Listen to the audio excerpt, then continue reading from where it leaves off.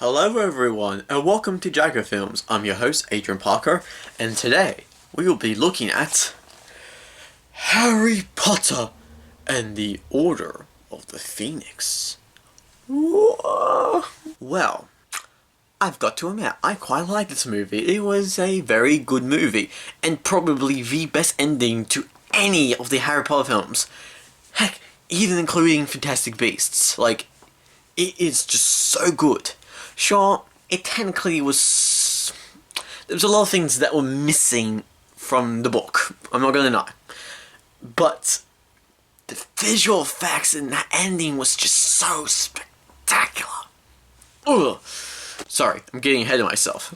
Let's say what the movie's about. Got this here, right here.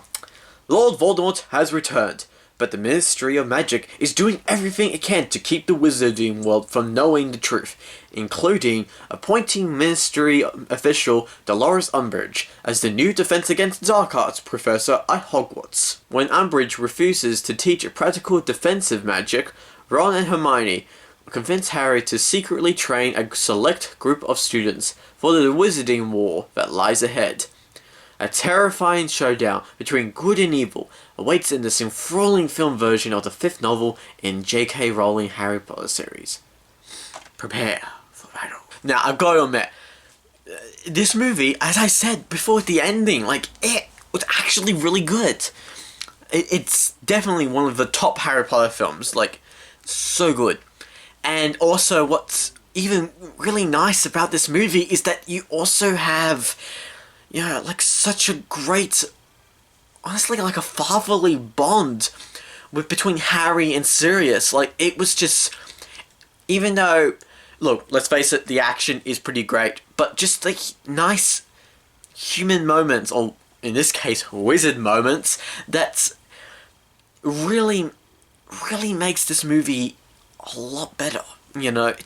It just feels so genuine. Gary Oldman, Daniel Radcliffe, they were just so good with each other, and it's just so powerful, and it just kind of warms your heart. I don't know. It's just one of those things, but it's just really nice. You're just oh, that's so sweet. But I love the relationship. It's just so good. And, when you, for me, I get so used to seeing Gary Oldman as, the villain. And, by the way, he is great, He's really great as the villain. But, just seeing him in Harry Potter as Sirius Black, he's got that sense of warmth to it. I know this isn't the first time I've seen, Gary Oldman play a good guy. He played Commissioner Gordon in the Dark Knight trilogy, and he was great in that too, but something about his role as Sirius just, as I said, it just warms your heart. It just feels so nice, and at times even genuine. It's good. But no, I really liked it. I really did. And as I said on the description at the back of my DVD, you had Dolores Umbridge coming into this, played by Imelda Staunton. I think that's how you pronounce her name. Anyway, point is though, wow, she was so despicable in this movie. She is, oh, oh, many fans of Harry Potter, including myself, find that Umbridge is worse than Voldemort. Take that as you will. So, Voldemort is a bit of a murderer, let's face it. But man, Umbridge is a whole nother level. Without going into full-blown spoilers, in case you guys haven't seen it, she is just...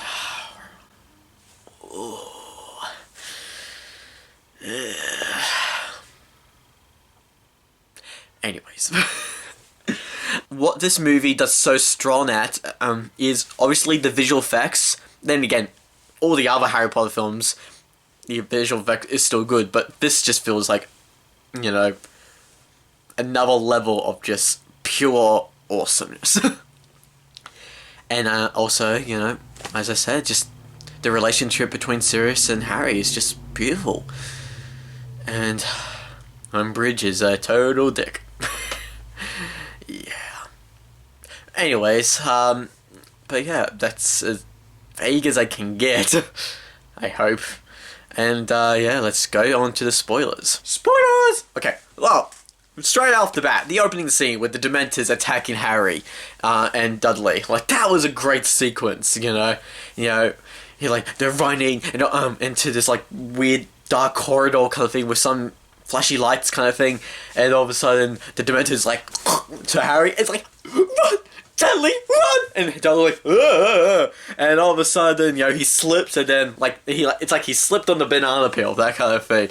And then all of a sudden, the Dementor's like, Ugh! And then it's like, the Dementor is like sucking Dudley's soul, kind of thing, you know, just the pure joy kind of thing. And he was like, eh. And it's like, ooh. And then Harry's like, Ugh! Expect a Patronum! And she's like, so good. Yeah, I just realized I don't have my wand with me, but imagine I had my wand. But yeah, it is just such a great sequence, you know. It's just and yeah, then you have Mrs. Fig coming out and says, "Don't put away your wand, Harry. They might come back." And yeah, well, this movie was it was well done. So well done. And obviously, you know, Cornelius Fudge, man. Cornelius Fudge, like, what an asshole. Like, really. In the hearing, Harry was expelled from Hogwarts School of Witchcraft and Wizardry because of what he did with the Dementors. Because he did it in front of Dudley.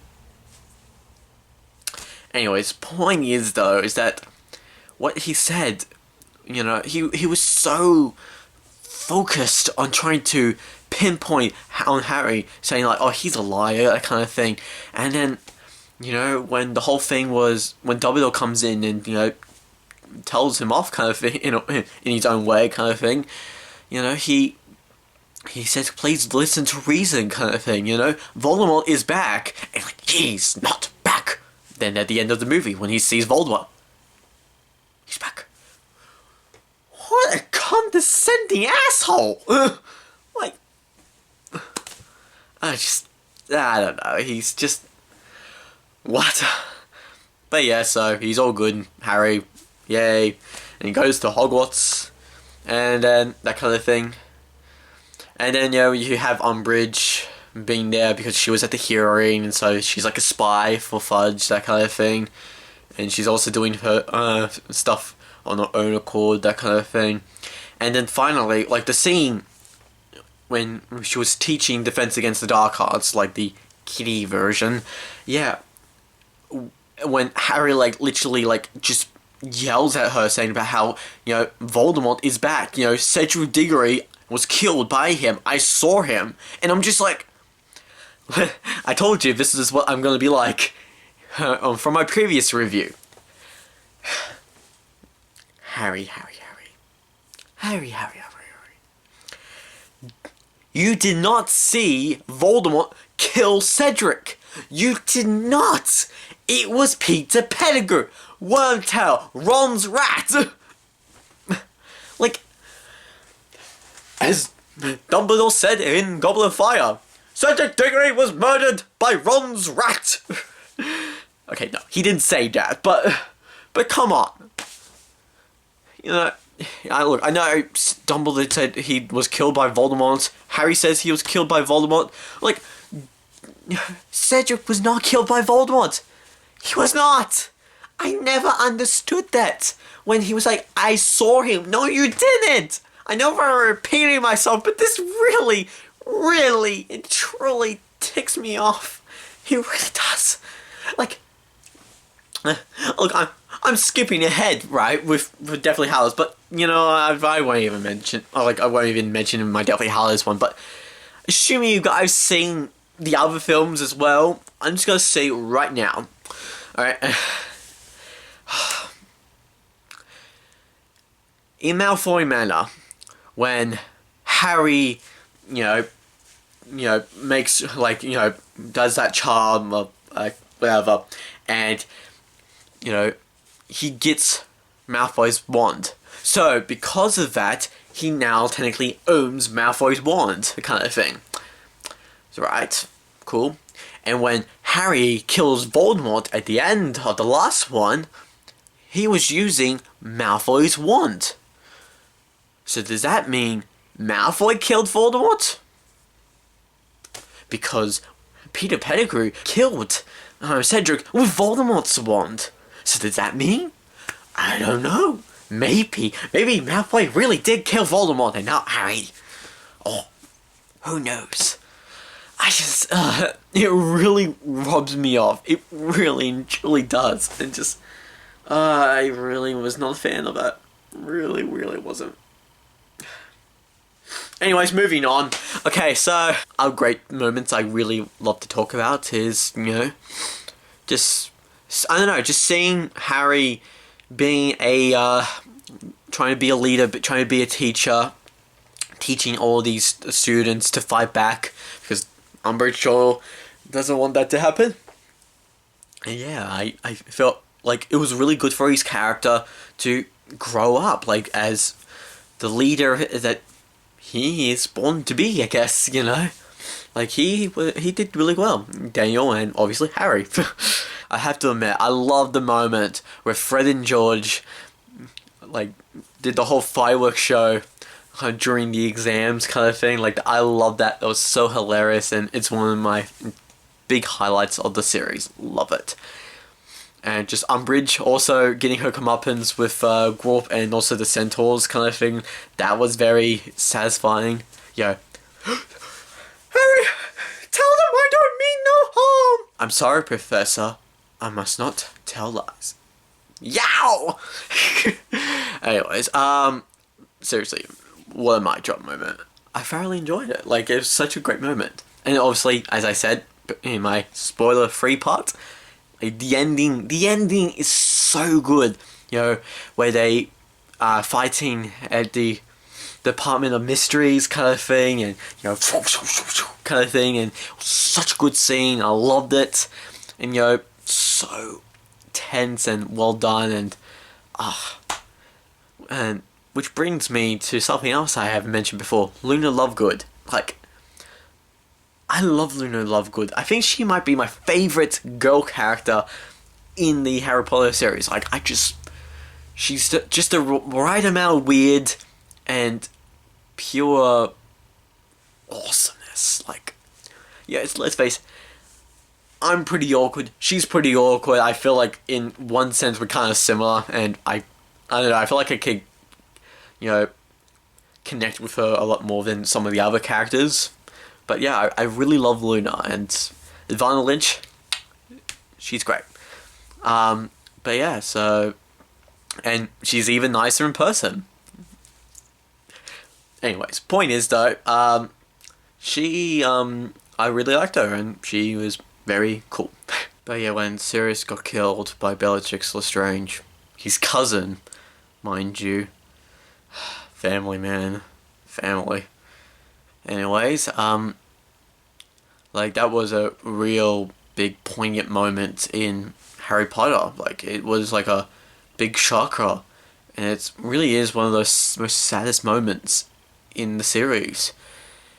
And the fact that they muted Daniel's cries kind of thing, because apparently behind the scenes, like, it was too upsetting. Apparently Helena and Emma, Bellatrix and Hermione, apparently they actually started to cry. I was like, damn. Hearing the muted cries of Harry actually feels more like effective kind of thing, and yeah, it's a very big moment in the series, like, really. Then all of a sudden he was like, when he chases after Bellatrix, and he's like, Crucio! After he's like, I killed Sirius Black! Kind of thing.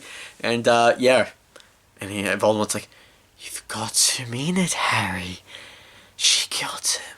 She deserves it. And then Helena's like, oh, it was all Bellatrix. I was like, kind of thing. And Voldemort is behind him saying, do it! And doing. I feel like he's kind of almost like doing like a Palpatine saying like, "Do it," although not as good as Palpatine though. Anyways, point is though, then obviously and Voldemort's like, with he's making Harry drop his wand. But yeah, this whole sequence involving Voldemort versus Bellatrix. Now that would be interesting. Sorry. I'll keep that one in. Okay. No, what I mean is Voldemort versus Dumbledore. Now that's more like it. Yeah. Anyways, point is though, like that scene is just awesome, like pure visual spectacle kind of thing. Like it is so good, and he's like do do do do,